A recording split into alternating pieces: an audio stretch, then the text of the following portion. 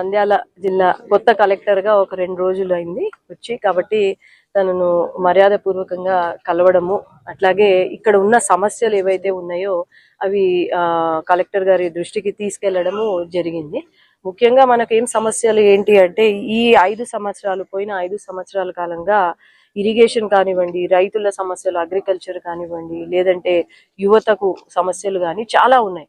ఈ సమస్యలు మనము ముందుకు తీసుకెళ్లాలి, ఖచ్చితంగా ఇది వీళ్ళకు న్యాయం చెయ్యాలి అంటే ఇక్కడ అధికారులు, కలెక్టర్ గారు అయితేనేమి, లేదంటే ఎంఆర్ఓలు, విఆర్ఓలు, ఇరిగేషన్ డిపార్ట్మెంట్, వీళ్ళందరూ కూడా ఎటువంటి పార్షాలిటీ లేకుండా ప్రజల కోసం పని చేస్తేనే మనకు ప్రజలకు అందరికీ మంచి జరుగుతుంది. లాంగ్ టర్మ్ మనము చరిత్రలోనే నిలిచిపోతాం. ఎందుకంటే ఈ 5 సంవత్సరాల కాలంలో ఎన్నో కష్టాలు పడినారు. ముఖ్యంగా రైతులు, వాళ్ళకు నీళ్లు లేక పంటలు వేసుకోలేక చాలా నష్టం జరిగింది.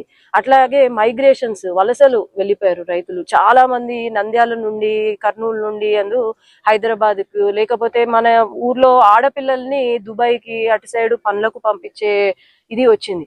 దాన్ని తొందరలో ఆపాలి. ఇక్కడ వీళ్ళ రైతుల బతుకులు బాగు కావాలి, లేదంటే యువతకు ఉపాధి కలగాలి, లేదంటే మహిళలకు రక్షణ కలగాలి అంటే కూడా ఇక్కడ అధికారులు కూడా ఎంతో చక్కగా వ్యవహరించాలా, ఎటువంటి పార్షాలిటీ లేకుండా ప్రజలతో వెంట ఉండి పని చేయాలి. అదే నేను ఈరోజు కలెక్టర్ గారిని కోరుకున్నాను.